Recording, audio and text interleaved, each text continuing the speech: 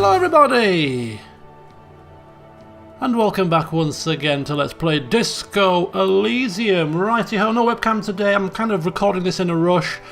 So rather than having to mess around and get the settings right, etc., plus it's not night time, so the lighting can't be turned on and stuff, I'm just diving straight in and recording this session without the flim-flam. Normal service will be resumed in the next session, I'm sure. So here we are, good old Costo. We're outside Crime, Romance and Biographies and Famous People bookstore because we're going to go inside there on the hunt for a freezer that might be in the shape of a bear. Possibly. We set out to do that in the last session and got sidetracked. This session, we're going to remain on task.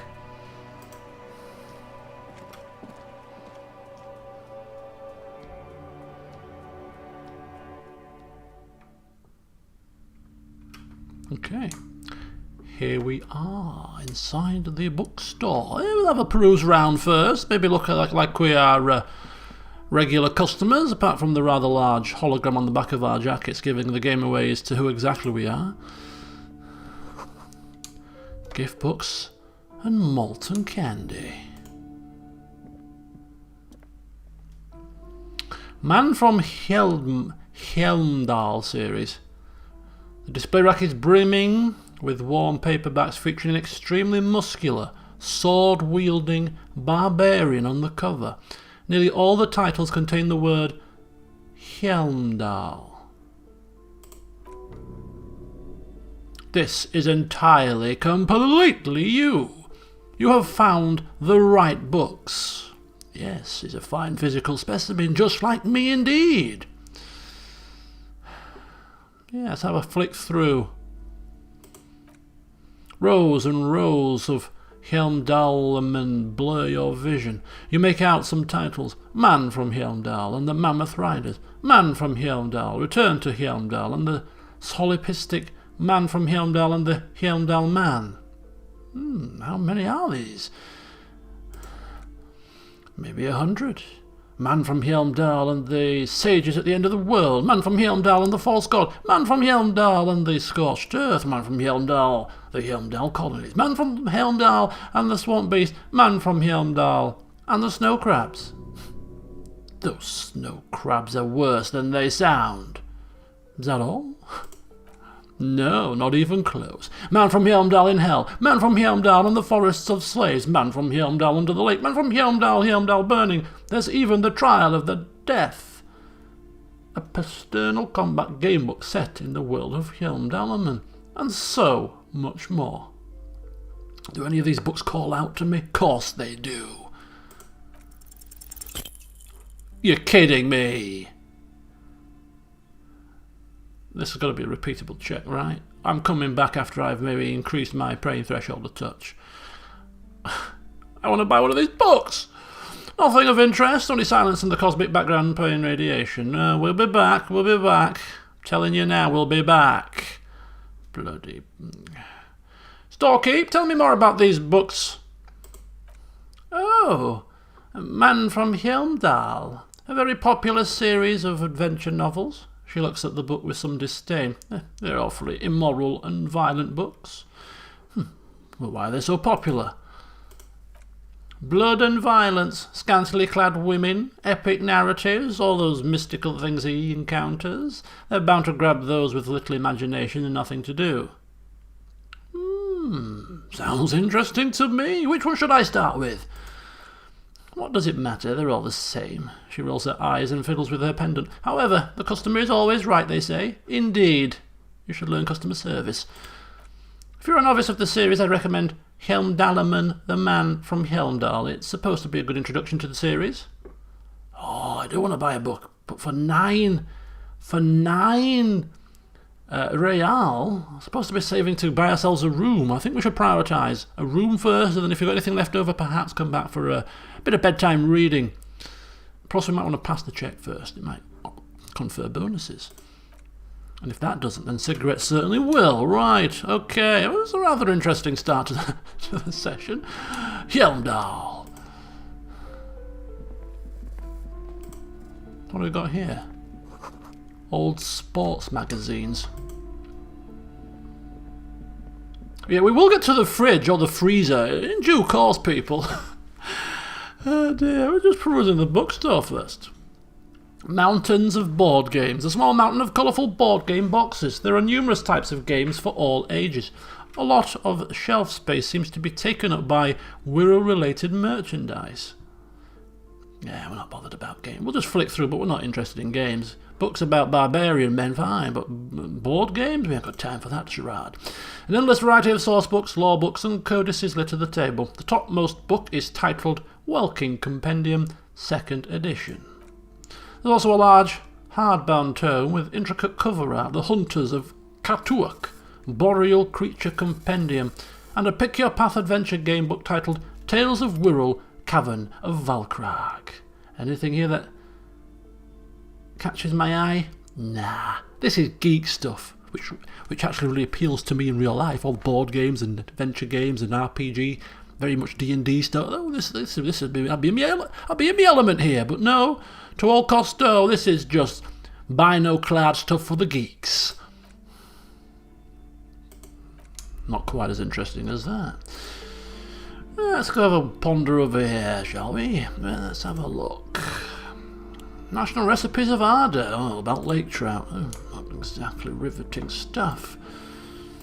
La, la, la, la, la, la. Don't mind me, my dear. Don't mind me. We haven't got anything pertinent to ask you just yet. No need to fear. But you should be fearing in about 2 minutes' time when we return with our questions. What was this? Romance, maybe? No, crime. Ooh, as a detective, we might be able to learn a thing or two about these crime detectives and these sort of drama-based books.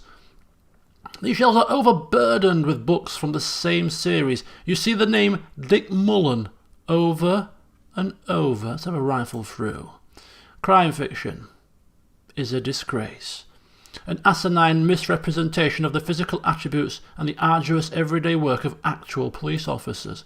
These books greatly overstate the excitement of police work, glossing over how long it takes to actually follow up on leads and eliminate dead ends. What's more, they completely ignore the psychological hardships of year after year coming into contact with people during the worst days of their lives. Not a single mention of all the stress this work creates upon the officer's family. Detective fiction just doesn't tell the truth at all. Now, would you like a list of the books found on the shelf? Of course we would. I mean, I don't know what this bookshelf is talking about. This is exactly like police work. Costo style. Does he bother to fill in things? Well, not unless told to by him, but otherwise no. Lots of drama, lots of kicking ass, and getting things wrapped up in hours. Although this murder mystery might take me a little bit longer. But who's to say we won't have lots of crime detective book-style fun on the way? Dick Mullen on the job. Get me Mullen. The stalwart adventures of Richard P. Mullen. Dick Mullen and the murder of the orchard. The sordid affair of Dick Mullen. A killing is declared. Dick Mullen in the murder house. The final case of Dick Mullen. An obvious lie. Dick Mullen in the clock tower. The ordeals of Dick Mullen. Dauntless Dick. Dick Mullen's funeral pyre. The murder of Dick Mullen. Dick Mullen dies? Oh no. Turns out he faked it to solve the case. Any more books? Yes. There's also The Dame Who Did It. Farewell, my Mullen. Faking death seems to be a common trope in the Mullen series. The morbid tales of Dick Mullen. A dark tide turns. Tragedy calls for Dick Mullen. Another one with a fake death. And of course, Dick Mullen, the murderer. In order to catch a murderer, Dick Mullen must become the murderer. After all this, you still haven't found the answer to the one question that matters. Who is Dick Mullen? Who is Dick Mullen? Failure. Not a clue. Storekeep, what's this crime fiction stuff? Oh, crime robberies, murders, she'll always her voice, even sexual crimes. We're fortunate to have Dick Mullen and his stories to sort all that out. You're a police officer, apparently. You should buy all of these. They really do teach a person how to be a proper detective. Sex crimes did pique your interest, but still, this Dick Mullen person only gets your pleasure centres down. Yeah, love, well, I'll tell you a thing or two about detective work. This Dick Mullen character probably based his adventures on me. The writer, that is. Probably heard of me. taking a lot of my sort of ideals and putting it into paper form. I should bloody claim for copyright. Picture book brochure, very colourful. A tome of fascist magic. And this is the romance section. Oh, this is the biographies section. Biographies of famous people. Let's have a quick flick through, but I don't think biographies, reading about famous people is quite up Costo's alley. Makes your head spin reading about all these names. None of them even seem important or relevant, just vapid egoism. Suddenly, a particular odd title catches your eye. It reads, High Speed Love, the tragic true love story of Jacob Ur and Alfie Delatraz, by one Cecilia Averbrook. What's this about?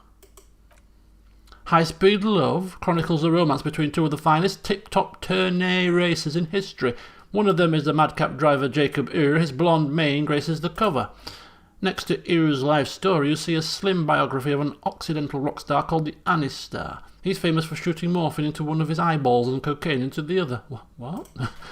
Next to that, Revacholian radio personality Guillaume Bevy stands in front of a rundown drug den.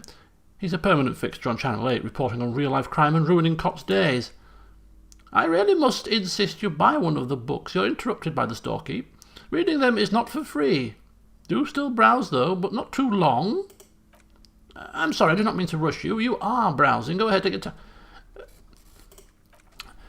Well, if I had any inclinations of buying any books, specifically about that barbarian fella, they've just evaporated. How very rude.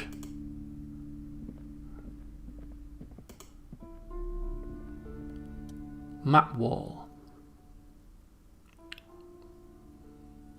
Borders come loose from one corner. The map looks old and faded. Your eye catches a map of Insulind, a map of Revachol, and a map of Martinez. A map of Insulind. Okay. This large map displays archipelagos. You see a constellation of small dots on the light blue emptiness of the Insulindic Ocean. The largest in the northeast is Lycaeo. You are here. Another far away in the southwest, Seminese Islands. Ozon, Laurentide, Face-à-la-Mer, archipelagos, North Arcade Islands, all just specks of dust on the vastness of the Insulindic. On the edges of the map, the colour fades into a blur of dotted lines, black and white. In the northeast, a dust mite stands on the north coast of Cayo, in a bookstore. It's you. Radiating outwards from you, the suzerain Revachol, with a radius of 80 kilometres, still the crown jewel of this isola, would be barely visible. Look at the edges. The ocean breaks apart into a tangle of cosines and azimuths, all pointing into pale nothingness. Mundi is the north azimuth. Grad is the northeast azimuth. Samara is the east azimuth. Seol is the west azimuth. Isolas they're called. Connections to other worlds. Words past the Insulindian, unknown to you. You only know you've never been there. Encyclopedia. You have a little idea what they are. Distant stars, gods, but looking at them makes you feel almost non-existent. Whatever they are, the isolas are immeasurably large compared to you and very, very far away. More failure. Perhaps they are gods. Gods of distance and outer dust. It's just a flipping map. Right, let's look at the map of Revachol. The north coast of a verdant island is shattered by the delta of a river. It is a river Esperant. Countless bridges put the shards back together, connecting city blocks to river islands. The delta, says a great artificial heart in the centre, teeming with life forms and construction. To the east, rolling hillsides, Les Jardins, Stella Marie, the suburbs of Saint-Baptiste, swallowed up into the mega-city. They sound rich to you. This is Revachol East. And west? Coron, somewhere to live. Not bad. Then there's Jamrock. That is bad. People shouldn't live there, but they do. Such as us as well. Then Farberg. It's almost as bad and much larger. Then Coal City. It's the worst. And Martinez? It's so small you can't even see it on the map. No, Wait, there it is. North of Jamrock, the strip of coast next to the Greater Revershall Industrial Harbour. It looks downright despondent. It's almost Coal City, to be honest. No, Coal City is worse. A charred limb. Rain falls on its slick-back black streets. And then there's the burnt-out quarter in... Is that quarter? In the heart of Jamrock. It is cold in this bookstore. Or is it just you? Let's have a look at the map of Martinez. It's not really a map. It's a tourist thing. A picture postcard with buildings on it, drawn from an isometric perspective. A date in the upper right corner says 48. Still, it's detailed. Could be pretty useful for scouting ahead. You see the jagged boxes of an industrial harbour. Even the whirling in rags there. Are these for sale, these maps? I'm sorry, officer. The map of Martinez is the only one available. The other two are not for sale anymore. And besides, you could scarcely afford them. They're quite valuable, though they might not look it. The map of Martinez is 90 cents, though. You seem to underestimate my resources. How on earth do you know what I can and can't afford? But fine. Yes, are you interested or not? She really is not very good with customers, is she? Well, she's going to get a rude awakening when we start to grill her. But for now, 90 cents for a map of Martinez could be most useful. Okay, so we have gained a map. Let's take a look in our inventory and see if we can study it, interact with it, and maybe we can... there we go, yeah, a worn and torn map of the Martinez area. Dating from 48. I think we're in 51 from memory. Let's have a look. Trace a path through the grid. Your finger moves through the various streets, across Rue de Saint-Ghislain and Rue de Saint-Cisper, over Saint-Brun and Martinez North.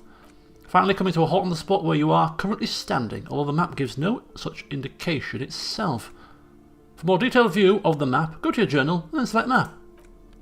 Have we just given ourselves an updated situation? We have just given ourselves an updated situation. Look at that. So here we are. Not a clue. Where are we? Here? Tree. Dead man swinging from this tree. There's a whirling in rags. We've been up here. That's the dock workers harbour place. This is where the statue is, where we've been. It's all the parked trucks. So we're here. We've been up here to the apartments, the tenements. This apartment here is where our little smoker friend is. That's where what's her face is, the old representative from the Pines place. And we haven't been down here yet. And in fact, this place is bigger than we thought. It seems that we can go all the way around here. Some shacks here, a church there, and even more stuff over here. So much, much larger than we thought. And also these areas here, which we've seen through the telescope thing. And I've got a feeling we can access them if we could just get across. Alright, that's very nice. Very nice indeed. A handy find, I would say. Okay, so I think we're done having a look around this store, despite the bookkeeper's best efforts to try to drive us away as customers with her attitude problem. Now she's really going to get her knickers in a twist when we start talking to her about official police business. Welcome to Crime, Romance and Biographies of Famous People. My name is Plaisance. The clerk extends a greeting. Be welcome, and please take responsibility for the energy you bring into this place. Energy? So you're the owner of this store? Is it every person we come across we can ask for money? Every time we come across a new person we can always seem to ask for money. I wonder how many people would give it to us if we did ask. I am the proudest owner of our little shop of culture. Her voice, high-pitched, sounds familiar. You've talked to her before through the doorbell. Ah, indeed. Well, we're just going to get straight down to business here. I was told that there's a huge fridge in the building's cellar. Care to escort me down there? A fridge? She fidgets with her pendant. No, I don't know anything about a fridge. Aren't you interested in books? No, I'm not interested in books. Is that your daughter outside? Annette? Yes, my daughter. I hope she wasn't slacking off again with her nose in science fiction. Tell me, was she at her post, doing her job like a proper girl? Yes, she was. Wonderful. Did you talk to her? Yes, I did. Great. On a scale of 1 to 10, how compelled were you to buy books after talking with her? 5. But that's just because I'm not a book person. Nothing against her personally. I guess it's better than nothing. She'll have to try harder next time. Yes, she is stood out there in the pouring rain, but hey-ho.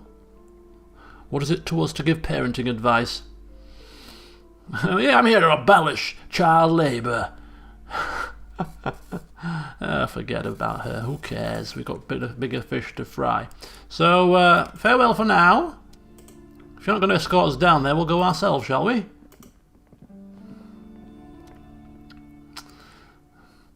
You see a set of tattered curtains blocking the way to another room.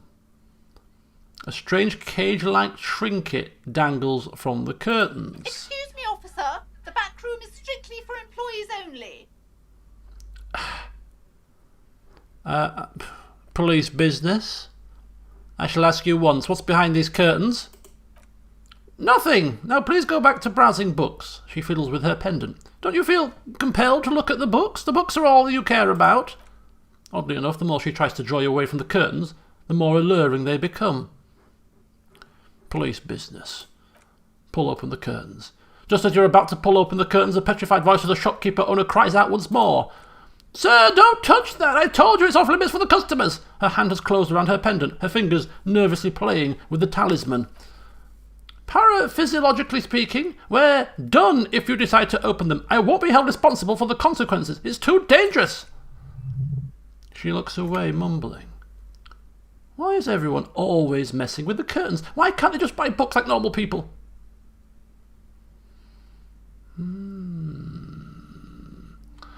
Oh, are we going to burn ties? If we burn ties with Kuno, are we going to be burning ties with the local bookkeeper now as well? Will there be anybody left in this town that wants to speak to us after we've finished our car crash of an investigation?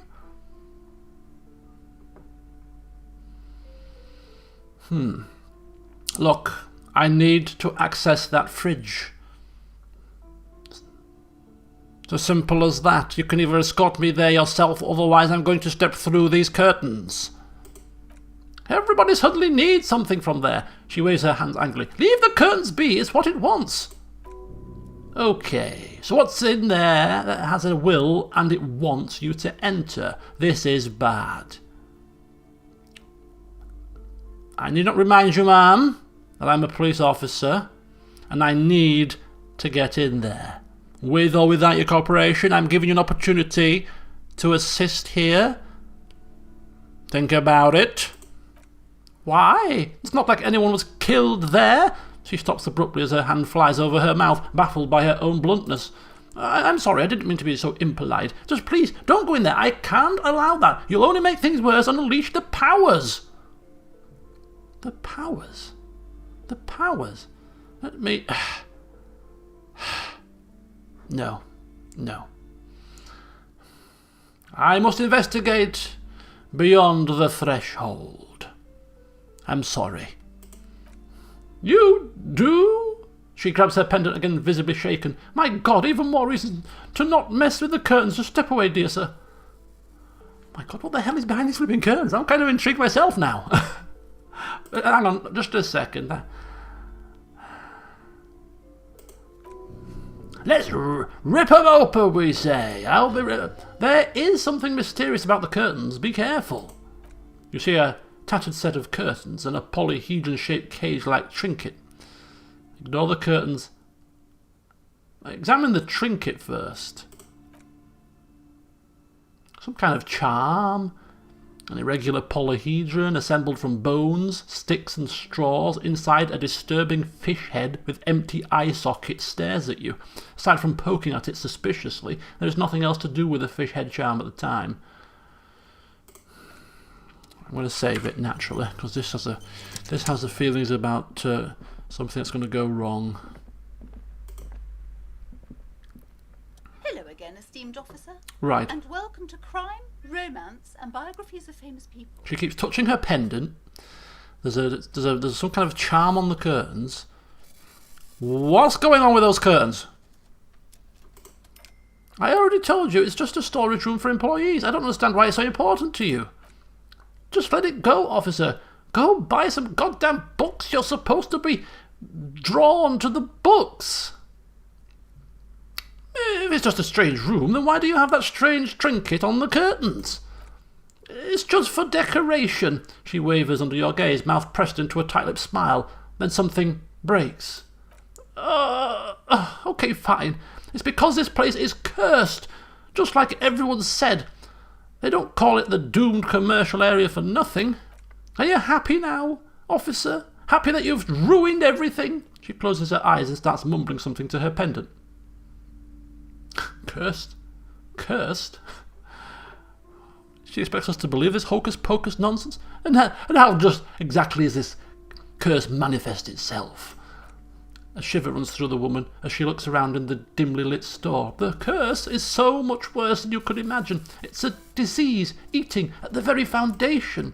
Her voice drops to a whisper. It's the curse of financial distress, of ruin and bankruptcy.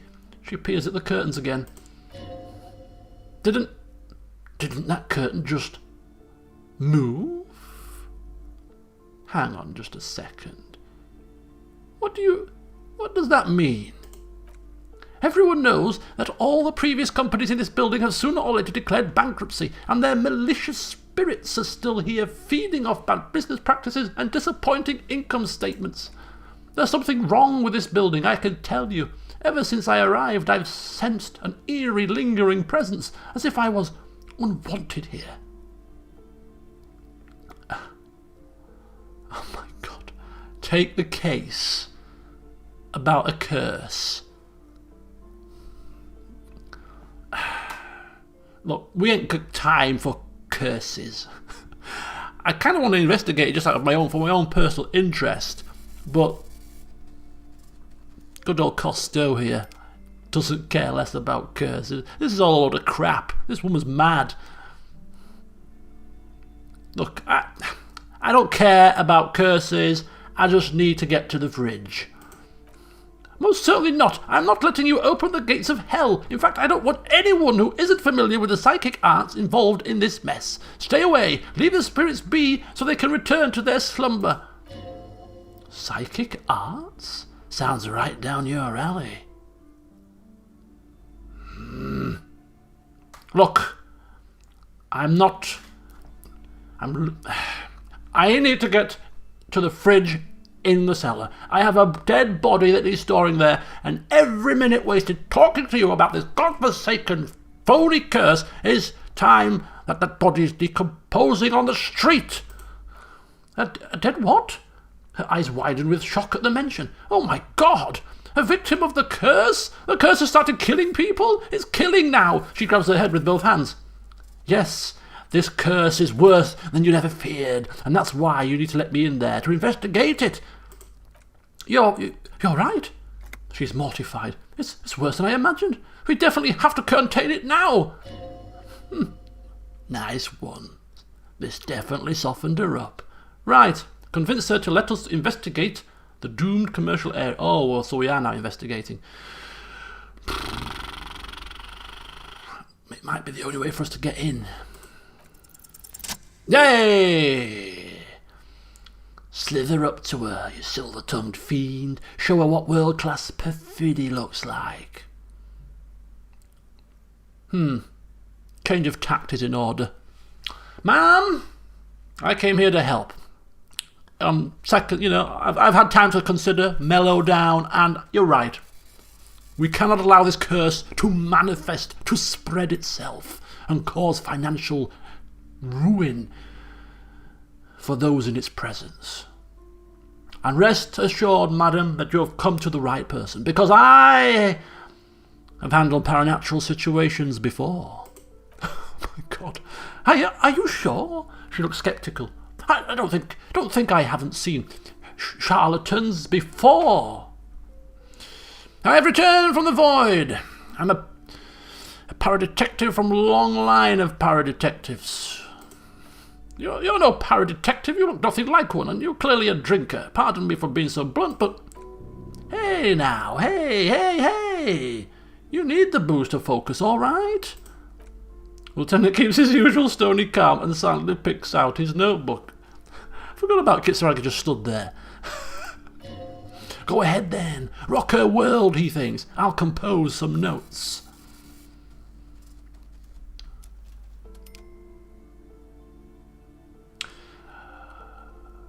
I'll admit it.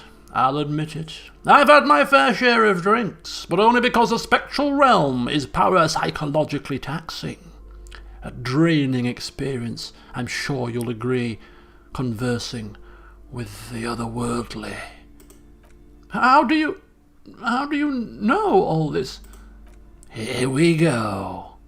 Because I am the Void Revenant. I have the powers to debat all the bad energies.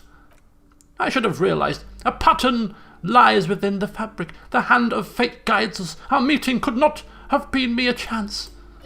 Perhaps you truly are the one to deliver this woman from the doom. But I am not the only one at risk. I have to think of my daughter. You are certain you can help keep us safe? I can't allow any collateral damage to hit us. Oh, don't you worry. Kim, tell this woman what she needs to hear.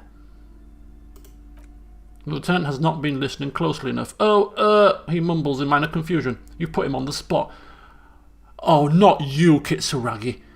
You're supposed to be the bloody competent one. Get with the program. Certainly so, ma'am. I can assure you my partner is eminent in this particular field. She shuffles nervously. If you promise, good officer, then... She pauses. You might be our last hope. Do you swear it? He puts his hand over his heart. On my honour, as a drunken detective with a memory problem. Thank you, sir. A timid sigh of relief followed by a cautious smile. There's one more thing I haven't told you about yet. The entity. The what now?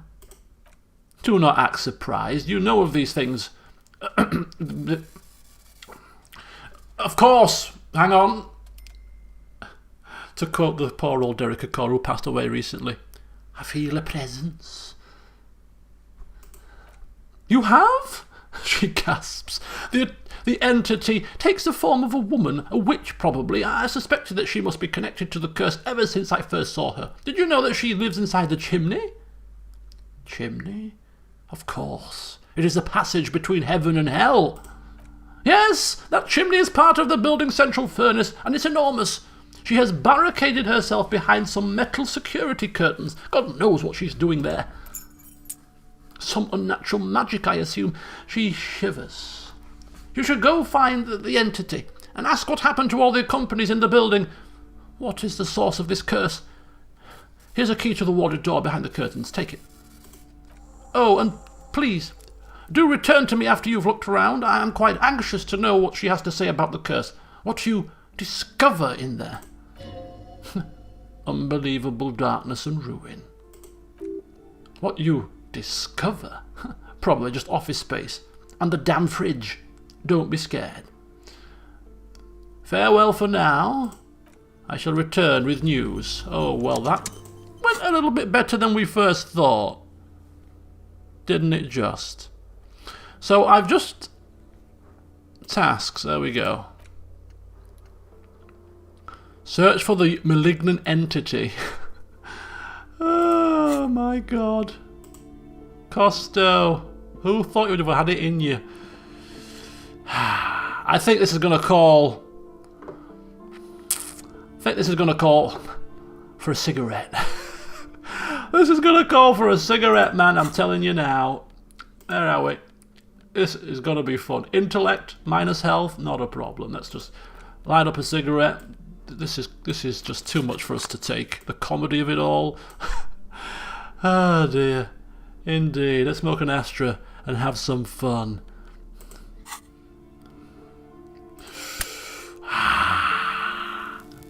Oh, delightful. Oof, damaged health, not a problem. Whoa, pray, drink it in, Costello. Right, let's get in here. Let's see what lies beyond the curtains of doom. And the curtains are... Oh, look, stand back, lady, stand back. I feel it. I feel a gush of wind. You see a dimly lit room full of dusty furniture and trash. A doorway stands in the back, covered in dozens of scary little cage-like trinkets, your shadow looming over it like an omen. A small, terrified "Oh!" escapes from Plaisance as she tries her best to look away, her round face buried in her hands. Oh dear. Kitsuragi, have your wits about you. There's deadly curses and entities in here. A ghostly silhouette of hairdryers. No sane person would ever put their head into such a machine. Certainly it's not somebody with the flowing locks of Costello, that's for sure. A vaguely androgynous portrait of a man. Merely looking at that unmanly haircut threatens your masculinity. Hellfire. Warded door. Flipping hell. A heavy door with a missing handle stands before you, covered in dozens, if not hundreds, of little oddly shaped trinkets and charms. It appears to be locked. Unlock the door with a key, of course, the easy option. After exerting some force, you manage to turn the key. It's eerily silent. The door slides slightly open, letting a draft of cold air into the room. You feel the tiny hair on your back of your neck rise up, as if someone's standing right behind you. An uneasy knot forms in the pit of your stomach. What is this feeling? Outside, the wind howls in from across the bay. The building at Rue de Saint-Ghislain stands like a matchbox on its side, with men inside like little wooden sticks ready to catch fire. A panicking woman squeezes the pendant around her neck until it leaves a mark inside her palm. A man a few meters away stands frozen with a key in his hand. Somewhere inside a spider is spinning its web. We're not going to be sending Kitsuragi in first and showing any form of cowardice. I mean, he doesn't even feel the slightest bit uneasy despite what that body and mind is trying to tell us. We've had a cigarette, we're feeling chilled. This is obviously some kind of nonsense. Let's just get inside.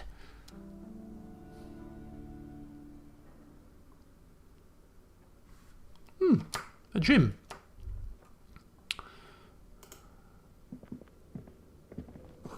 Sand is dripping from a punch bag.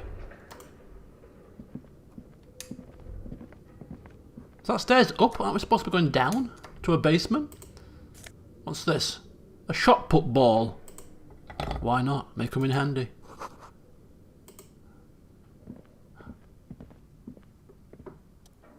A barbell lies on the floor. The colour has worn off its weight plates.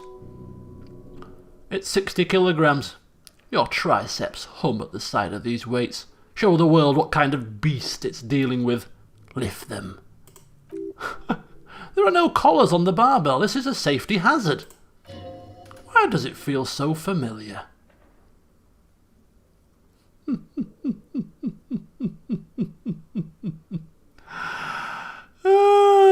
can't resist. He cannot resist. Oh no! Come on! Oh hell! Oh! Costo! What? He's got the gloves on for it. Ooh! Nice! Conjuring up an inhuman amount of strength, you raise the barbell up in the air. Your biceps tremble, but you're a savage. This is a child's game to you. Ha ha ha ha ha ha. Fuck yeah. I've missed this feeling. Look at with his shades on and everything. Hey! Oh yeah! Whoa, look at that. Take a look at that, Kimmy, old son. Look at that. A warm wave of accomplishment washes over your head as you drop the barbell to the floor. For a moment it feels like you're strong enough to succeed at anything you ever set your mind to. Hey, but you're still in a ghost house. What if someone heard this? What if they know you're here? Good technique. The lieutenant nods with approval. Hell yeah. Downright good technique, Kitsuragi. Unsafe, worn wall bars. Let's have a look upstairs, shall we? Never mind. Do you mean never mind? The hallway is blocked by the old window panes and debris. Looks like the remains of the 24-hour window repair shop. Is that so? Is this... I've got just the thing for this little situation, and it's called a flashlight. Let's get rid of those for a second. There we are, now we're so... Oh, look how we can move it around with that mouse button. There we go. The game tries to be all melodramatic with tension music, come on. No tension here, are you having a laugh? I've just picked up 60-kilogram barbell. I've had a cigarette. Everything.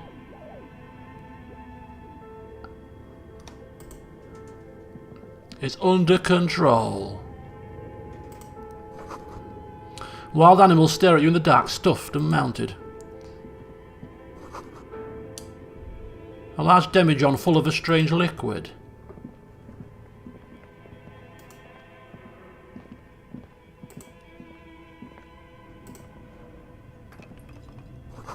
Airship rotors covered in spiders' webs. They remind you of blades and strange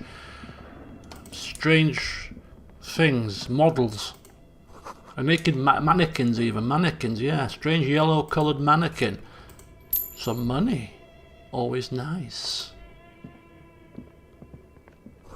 Blue velvet, soft to the touch. A moth button. Is this Emma's atelier? Not a clue. More money. Stay behind me, Kim. I've got this, don't worry. Skis with slipstream printed on the laminated top layer. Steel rotor blades blowing a slipstream logo. And... production schedule filament memory. What the hell is that? What is that? Cube-like crisscross of filaments. Feels oddly fragile in your hand. Its intricate structure covered in dust. Silver tape on the side reads production schedule. Information that can be read using a radio computer. And a beautiful shot put ball. Selling it would be a sin. Yeah, that'd be my that's his next little party trick. How far can he put a shot? For a man of his stature, many meters. Oh, hang on. Corridor leading elsewhere. What's this? Mainframe. This appears to be some kind of machine with a cube-shaped heart and a wide framework. The keyboard has a rectangular on-off button. A piece of paper still hangs from the printer. Radio computer, says the lieutenant, watching you circle around the machine. Just sitting here without anyone in sight. He sounds surprised and a bit cautious. But we're looking for a fridge, and we're pressed on time, so... On the other hand, it's not that I'm not interested in abandoned radio computers. Turn on the machine.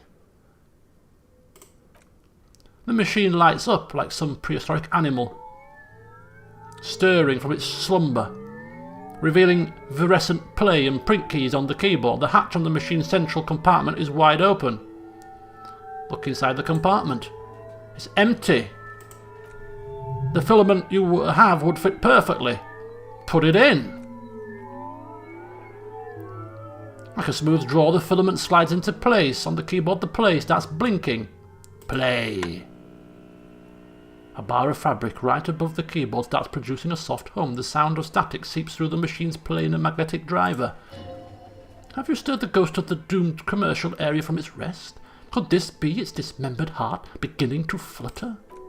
Oh no, it was already glowing, and now it's also making a sound. It's probably some alien seal-like technology. The static gets louder, slowly filling up the abandoned hall, until a voice speaks out, crackling and old, cutting into the air. East Insulandian Repeater Station. Good evening, Fortress Accident on Rue de St. Ghislaine. This is East Insulandian Repeater Station 1. Please repeat. Is this the production schedule? Are you a machine? Hello? Are you alive? Yes, I am alive. I am 74 years old and my name is Yvonne. Now please repeat. Is this the production schedule? Lieutenant whispers into your ear. She repeats passwords. Programming people are all paranoid.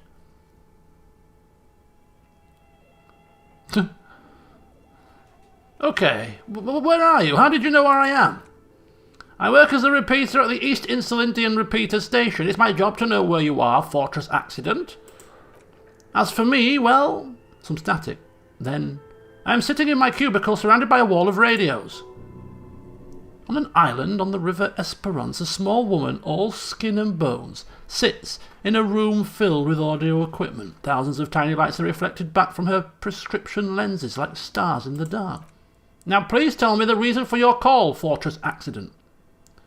What's this Fortress Accident nonsense? Fortress Accident is a company on whose name the terminal you're currently using has been registered to. Do you have any other information about this company? One moment. You hear her flip through her catalogue before she reads out with a studious care. Fortress Accident SCA produces revolutionary interactive call-in radio games. That's what the catalogue says. And what's that?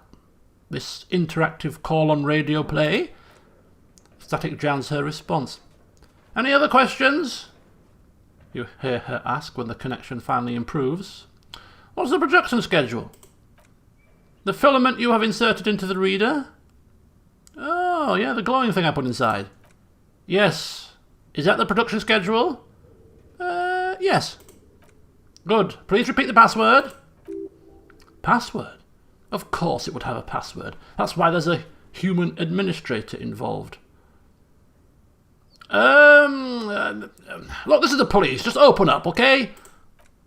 The voice recites. I am contractually obliged to protect the privacy of the filament holder, Fortress Accident. Without filing a warrant with Lintel, I cannot give you access to this filament. I'm afraid we're not doing that, unless we want to wait for a month. Now can you please repeat the password? The voice in the machine asks again. She sounds cold in the damp air. Can you give me a hint? No. Is it my birthday? No. I don't know the password. Received. I will register this login attempt. That sounds bad. A login attempt? Something a criminal would do. Don't worry. Passwords have a way of turning up sooner or later. Fortress Accident, is there anything else I can do for you today? No, but we're going to keep an eye out for a password. Thank you and goodbye. The old lady's voice disappears, along with the static.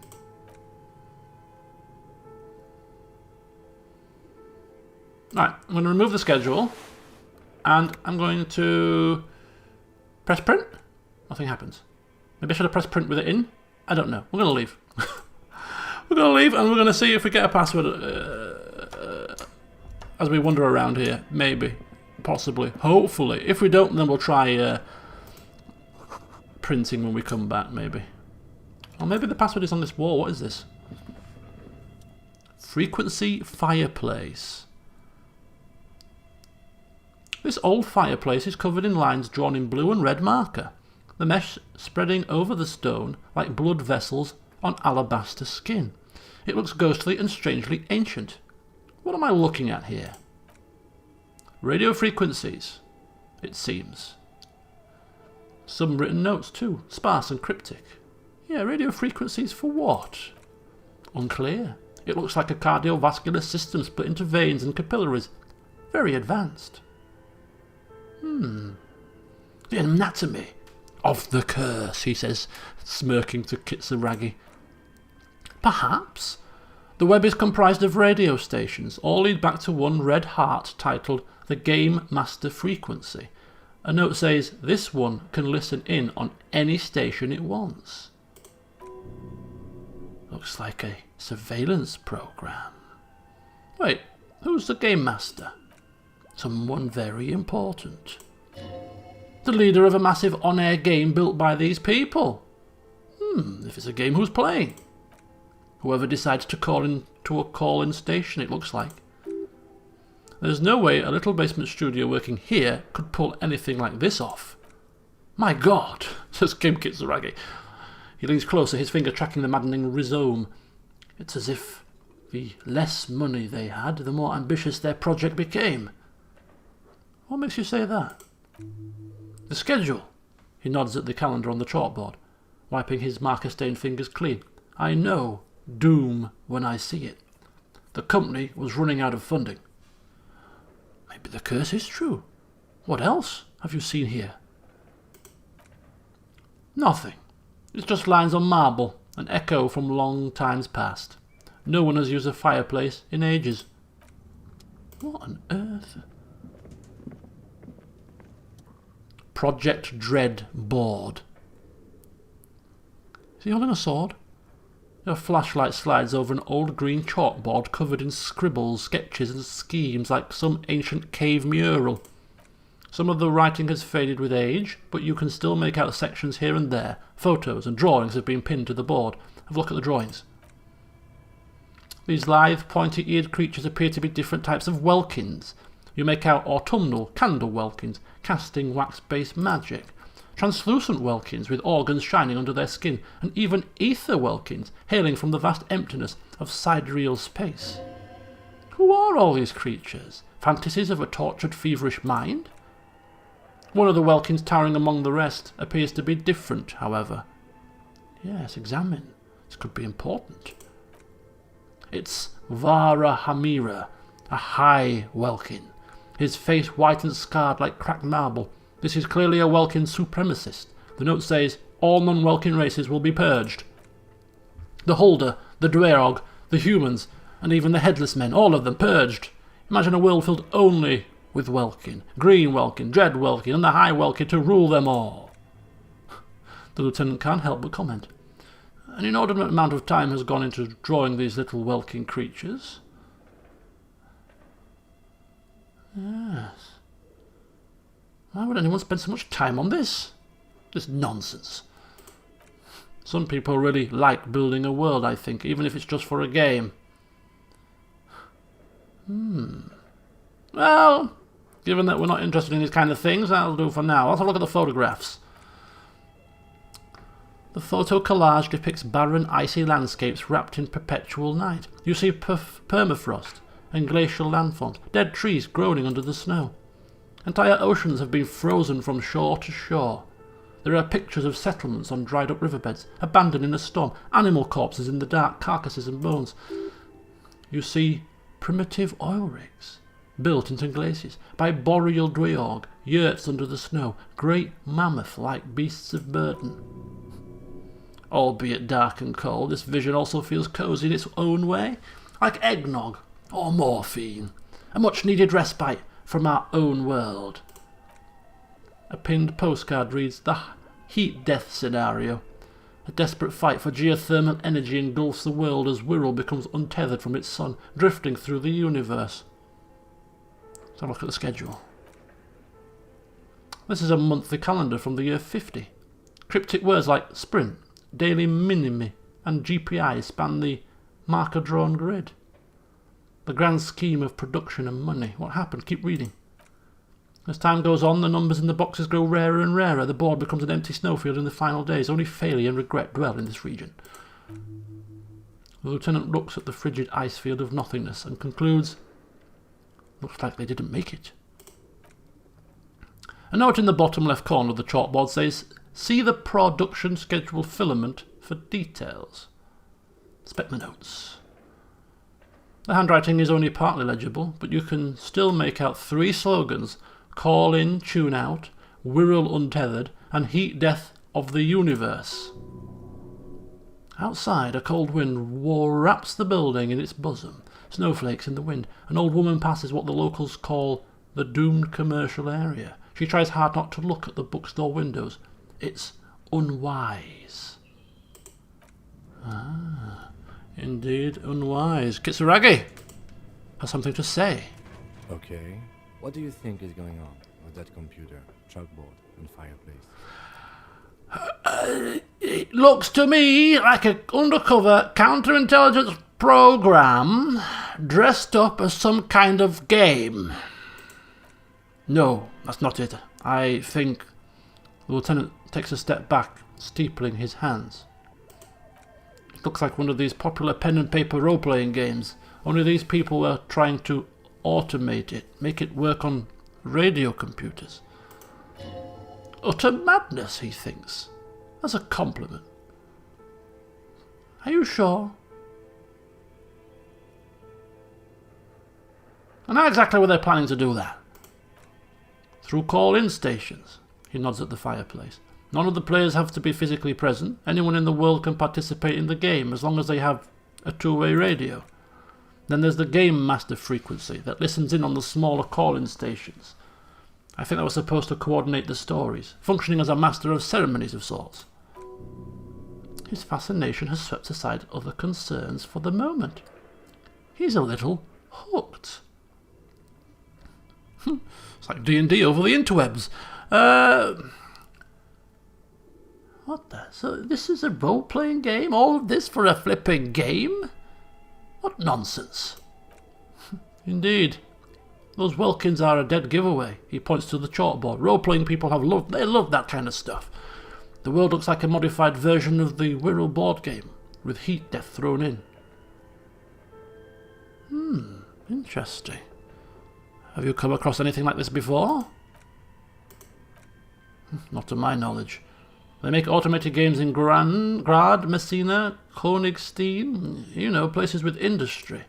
But I don't think anyone has attempted to create an intercellular game before. We just don't have the technology. What do you think happened to the company? No idea. They stopped filling out the schedule on the chalkboard. Wow. What a waste of time. Indeed, it's ambitious and untethered from reality, but the lieutenant tilts his head thinking.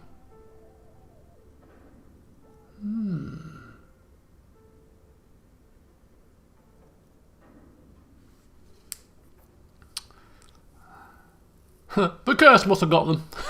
I see no explanation. Curse, yep. This is the curse of the bookstore. Ah, yes, the doom of bad business practices. Kim looks around in the derelict room. The pipes howl, and a rat crosses the floor. Okay, he concludes. Let's keep moving. Okay. I mean, there is another corridor here, and there's a door here. But however, time is really pressing on. I just want to see if anything from them notes might be the password. Let's have a look. Insert it again. Press play again.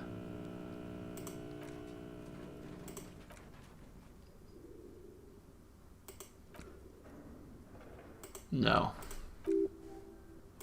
Okay. Nothing happens. Nothing happens. What a shame. Right, okay, so we're going to end the session here. So in the next one, we'll open this door and we'll go down that corridor with our goal still being to find the ice bear fridge. But once again, we've become a little sidetracked. Although it's pleasing to see we are kind of going in the right direction, I think. So until next time, see you soon.